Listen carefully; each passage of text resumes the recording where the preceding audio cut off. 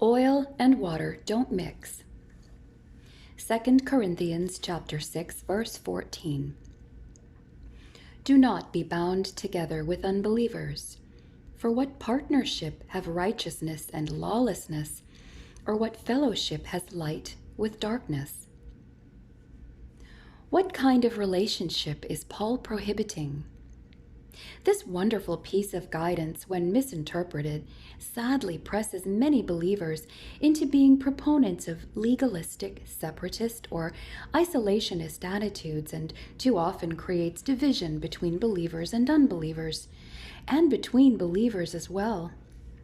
Its intention is just the opposite: to create relationships that further greater unity among believers and with their God. 2 Corinthians 6:16, 2 Corinthians 13:11, and 1 Corinthians 1:10, and delineate the appropriate level of the church's interaction with the world from which God draws its members. See Matthew 28:19, and 1 Corinthians 5, verses 9 to 13. At the outset, we should note that this passage does not prohibit interaction with unbelievers. If isolation were the focal point, Jesus would not have given the Great Commission, and Paul could not have been called to be the apostle to the nations. Proper behavior, such as feeding the famished and clothing the cold, cannot bring conviction to unbelievers without close and loving interaction. See Romans 12:20. Also, Paul was adamant about believing spouses not divorcing their unbelieving spouses who want to remain married. 1 Corinthians 7, verses 12 to 14, and please see 2 Peter 3, verses 1 and 2.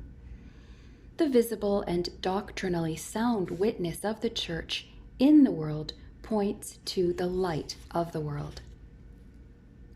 Nor does this verse specifically deal with the institution of marriage. However, one would be mistaken to suggest that it should not be applied to it. The words bound together can also be translated unequally yoked or mismated. One of Ezra's and Nehemiah's difficult struggles with the returning exiles from Babylon to Jerusalem was their inclination to take marriage partners from the surrounding nations.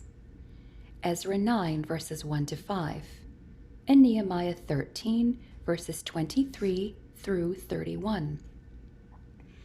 Such marriages would assimilate God's people with the people of the world and corrupt the image of God with which the nation was entrusted, as is every saint today.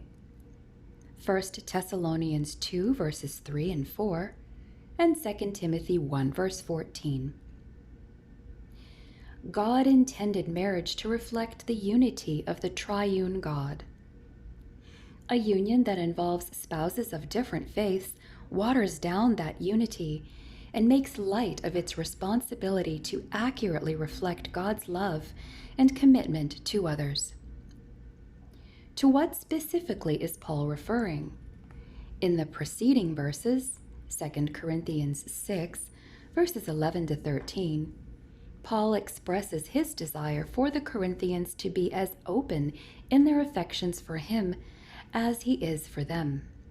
However, something is interfering with the Corinthians' ability or willingness to associate more closely and openly with Paul and his entourage.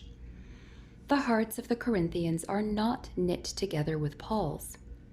Rather than being dedicated servants of God, as Paul described in verses 4 to 10, the believers in the church in Corinth appear to have become dedicated servants of philosophical pluralism by willingly associating with thoughts, practices, and influences of faiths that were inconsistent and incompatible with the gospel of Christ. See 1 Timothy 6, verses 3 to 5. The Church of Jesus Christ is to be one universal, unified body of believers under the authority and protection of the one and only living God. 2 Corinthians 6:16. We must understand the philosophy of the unbelieving world and keep it from diluting what the world and the church most need: divine truth. The separation from the world is not so much physical as it is intellectual and relational. No association with the world should remain that dilutes sound doctrine, hinders one's relationship with God, and hampers fellowship between believers. See 1 Timothy 4, verses 6 to 8, 1 Timothy 6, verses 13 to 15, and Hebrews 12, verses 1 to 3.